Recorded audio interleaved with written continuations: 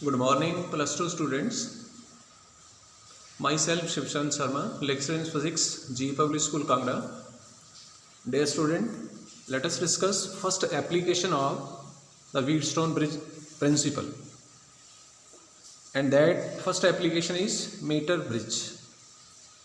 Metre bridge जो है वो एक ऐसी इलेक्ट्रिकल डिवाइस है जिसकी हेल्प से हम किसी भी अननोन मटेरियल की वायर की रेजिस्टेंस फाइंड आउट कर सकते हैं. Metre bridge Wheatstone bridge principle के ऊपर काम करता है, जो कि हम लास्ट टाइम पढ़ चुके हुए हैं. And condition for this was Wheatstone bridge principle was P/Q is equal to R/S. इस तरह का डायग्राम बनता है व्हीटस्टोन ब्रिज के बीच में. तो लेट अस डिस्कस कैसे हम इस मीटर ब्रिज की हेल्प से अननोन रेजिस्टेंस फाइंड आउट कर सकते हैं. मान लेते हैं मेरे पास किसी भी अननोन मटेरियल की ये वायर है, ये वाली कितनी रेजिस्टेंस वाली, S रेजिस्टेंस वाली. एंड इस मीटर ब्रिज के बीच में मेरा एम मेरा मोटिव S की वैल्यू को फाइंड करना ही रहेगा. तो हम चेक करेंगे क्या ये वाला मीटर ब्रिज जो है एक व्हीटस्टोन ब्रिज की तरह काम कर भी रहा है कि नहीं कर रहा है. क्या इसमें जैसे कि व्हीटस्टोन ब्रिज में 4 resistances P, Q, R and S होती हैं, क्या वैसे ही इस मीटर ब्रिज में भी 4 रेजिस्टेंसेस हैं कि नहीं है. एक पिक्चर ये क्लियर करेंगे. एंड सेकंड हम जो पॉइंट डिस्कस करेंगे, हम इस S की मैथमेटिकल वैल्यू सॉर्ट आउट करेंगे कि क्या फार्मूला होगा अननोन रेजिस्टेंस के लिए. मीटर ब्रिज बेसिकली क्या होता है, एक वुडन का बेस होता है, उस वुडन बेस के ऊपर कॉन्स्टेंटेनियन या फिर मैंगनीज की ये स्ट्रिप्स होते हैं, ये सारे के सारे ये वाली जो है. हम क्या करेंगे, इस मीटर ब्रिज के ऊपर एक 1 मीटर लेंथ वाली वायर कॉन्स्टेंटेनियन या फिर मैंगनीज की स्ट्रेस्ड होती है बिटवीन द पॉइंट A से लेकर के D तक. A से लेकर के D तक जो वायर लगाई है, हमने इसकी रेजिस्टेंस नहीं फाइंड करनी है, हमने इस वायर की रेजिस्टेंस को फाइंड करना है, ना कि A से D तक ये वाली जो वायर लगी है इसकी रेजिस्टेंस को फाइंड करना है. ये A से लेकर के D तक जो वायर लगी है, इस वायर की बेटा पूरे की पूरी लेंथ जो है वो 1 मीटर है. हम क्या करेंगे, लेंथ नोट करेंगे, और लेंथ नोट करने के लिए हम क्या करेंगे, इसी मीटर ब्रिज इसी वुडन बेस के ऊपर क्या करेंगे, एक मीटर स्केल को अटैच करेंगे. ये मीटर स्केल, और मीटर स्केल तो आप सभी लोगों ने देखी हुई, 0 से लेकर के 100 सेंटीमीटर तक इसके ऊपर कैलिब्रेशन होगी. इस मोटिव के लिए हम क्या करेंगे, S की वैल्यू को फाइंड आउट करने के लिए हम क्या करेंगे, एक रेजिस्टेंस बॉक्स अटैच करेंगे between these 2 point. Resistance box की हेल्प से क्या करेंगे, हम R की वैल्यू को चेंज करेंगे. ये की लगी होती है बेटा, अगर हम इन की को बाहर लगाएं, बाहर निकालें, जैसे इसके ऊपर अगर 1 ओम लिखा, इस की को अगर हम बाहर ले आएंगे तो ये 1 ओम रेजिस्टेंस ऑफर करेगा. अगर यहाँ पर की 1000 ओम वाली इसको बाहर ले आएंगे तो R की वैल्यू 1000 ओम इन्वॉल्व हो जाएगी इलेक्ट्रिक सर्किट के बीच में. A से लेकर के हम क्या करना चाहते हैं, पहले इस पूरे के पूरे सर्किट के बीच में एक करंट पास करना चाहते हैं. तो करंट पास करने के लिए हमें क्या करना पड़ेगा, A एंड D पॉइंट के ऊपर पोटेंशियल डिफरेंस अप्लाई करना पड़ेगा. एंड वो पोटेंशियल डिफरेंस हमने अप्लाई किया हुआ with the help of this battery. सबसे पहला स्टेप क्या है हमारा, हम क्या करेंगे, ये वाली जो गैल्वेनोमीटर हमने C पॉइंट के साथ कनेक्ट की है, इसका जो फ्री एंड है, ये फ्री एंड है ये वाला, इस फ्री एंड के ऊपर एक लोहे की स्ट्रिप अटैच्ड होती है. इस लोहे की स्ट्रिप को बोलते हैं जॉकी, JOCKEY, जॉकी. इस जॉकी को सबसे पहले हम क्या करेंगे, कनेक्शन लगाने के बाद, ये वाला सर्किट डायग्राम बनाने के बाद हम क्या करेंगे, पहले A पॉइंट के ऊपर टच करेंगे, देन इस D पॉइंट के ऊपर टच करेंगे, एंड चेक करेंगे क्या ये गैल्वेनोमीटर अपोजिट डायरेक्शन में डिफ्लेक्शन शो कर रहा है कि नहीं कर रहा है. अगर ये गैल्वेनोमीटर अपोजिट डायरेक्शन में डिफ्लेक्शन शो करेगा, इसका मतलब ये होगा कि ये जो कनेक्शन आपने लगाए हैं to sort out the value of this S, वो सारे के सारे कनेक्शन जो है दे आर एक्यूरेट. पर प्रोसीड कैसे करना है, मान लेते हैं पहले जॉकी को आपने A पॉइंट के ऊपर टच किया, डिफ्लेक्शन लेफ्ट हैंड साइड आ रही है. लेकिन जब आपने D पॉइंट के ऊपर टच किया, मान लेते हैं अगेन डिफ्लेक्शन जो है वो लेफ्ट हैंड साइड में ही आ रही है. इसका मतलब ये होगा कि कनेक्शन एक्यूरेट नहीं होंगे. तो क्या करेंगे आप, इन सारे के सारे कनेक्शन को क्या करेंगे आप, टाइट करेंगे. यहाँ स्क्रू लगे होते हैं, ये वायर्स हैं, स्क्रू से आप इनको टाइट कर देंगे।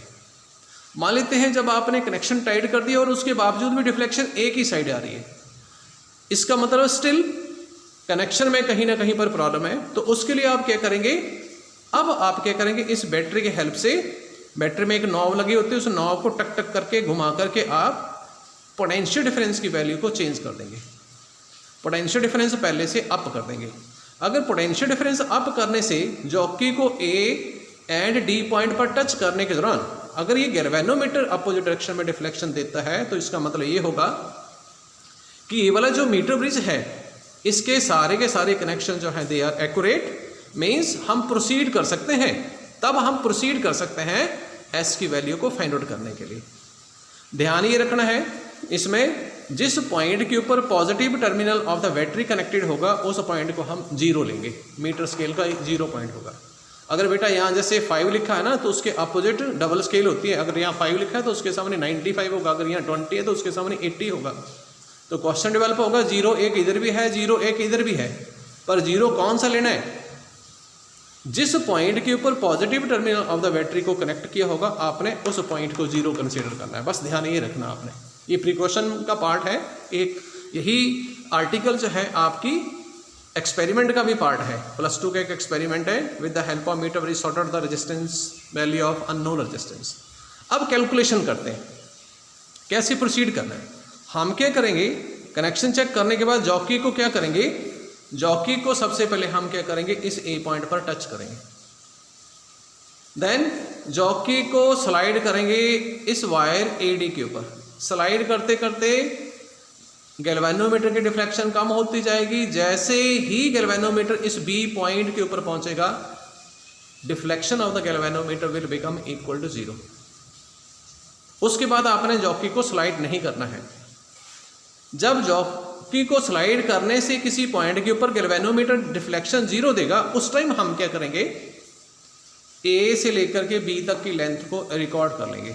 मान लेते हैं ये ए बी लेंथ जो है that is equal to L centimetre.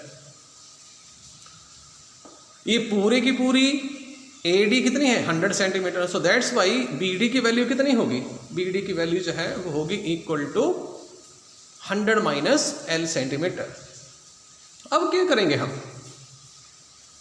हमने फाइंड आउट करना है क्या ये पूरी की पूरी नेटवर्क जो है ये एक व्हीटस्टोन ब्रिज का रोल प्ले भी कर रही है कि नहीं कर रही है। ये एक फर्स्ट रीडिंग आ गई। सेकंड रीडिंग के लिए हम क्या करेंगे, अगेन आर की वैल्यू को चेंज करेंगे। मान लेते हैं मैंने यहाँ से की बाहर निकाली, पहले वाली जो निकाली थी ना उसको यहाँ से ऐड कर देंगे। फिर दूसरी की को बाहर निकालेंगे, दूसरी की को बाहर निकाल के मान लेते हैं आर की वैल्यू 2 ओम है। फिर अगेन जॉकी को स्लाइड करेंगे 0 से 100 की तरफ, किसी एक पर्टिकुलर पॉइंट के ऊपर जाकर के गैल्वेनोमीटर की डिफ्लेक्शन 0 हो जाएगी। उसके बाद आपने जॉकी को स्लाइड नहीं करना है और लेंथ नोट कर लेनी है ए से लेकर के बी तक फ्रॉम द मीटर स्केल। ये पहले से डिफरेंट आएगी। मान लेते हैं ए से लेकर के बी तक जो वायर है उसकी लेंथ जो है that is equal to L centimetre, ठीक। तो BD की वैल्यू जो है ये होगी 100 माइनस L सेंटीमीटर।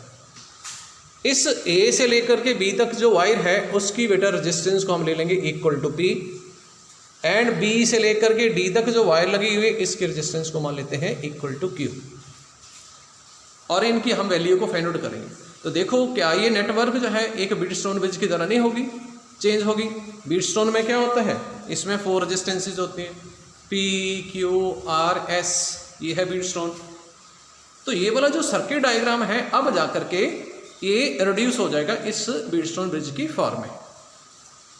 मान लेते हैं ये वाली जो वायर लगी है इस वायर के हर 1 सेंटीमीटर की रेजिस्टेंस जो है दैट इज स्मॉल r, इसको हम बोलते हैं रेजिस्टेंस पर यूनिट लेंथ।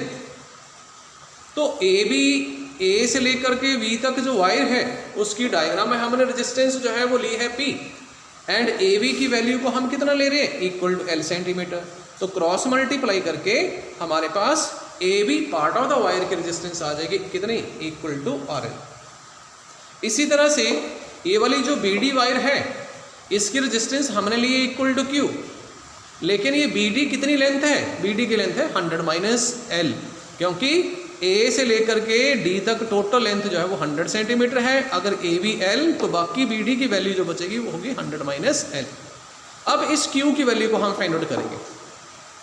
तो मान लेते हैं कि BD जो है इसकी लेंथ कितनी आएगी, BD की वैल्यू, BD की वैल्यू जो है ये आएगी 100 माइनस L, अभी डिस्कस कर रहे थे। लेकिन BD लेंथ की रेजिस्टेंस कितनी ली है, BD part of the wire की रेजिस्टेंस कितनी ली है आपने, इक्वल टू Q। लेकिन A से लेकर के D तक जो वायर है उसके हर 1 सेंटीमीटर की रेजिस्टेंस है स्मॉल r, तो BD part of the wire की रेजिस्टेंस कितनी आ जाएगी, ये resistance per unit length, BD part of the wire की रेजिस्टेंस हमने कितने लिए Q, तो रेजिस्टेंस पर यूनिट लेंथ ये वाली आ जाएगी। क्रॉस मल्टीप्लाई करके हम क्या करेंगे, we can find out the value of this resistance Q। Clear. लेकिन A B and B D की लेंथ हमें कब रिकॉर्ड की है, जब गैल्वेनोमीटर जीरो डिफ्लेक्शन शो कर रहा है। जब गैल्वेनोमीटर जीरो डिफ्लेक्शन देता है तो ब्रिज हो जाती है अंडर बैलेंस्ड कंडीशन। तो अंडर बैलेंस्ड कंडीशन क्या होगा, P by Q is equal to R over S. तो सभी की वैल्यू अप्लाई कर देते हैं। हमने एस फाइंड करना तो एस को सॉर्ट आउट कर लिया।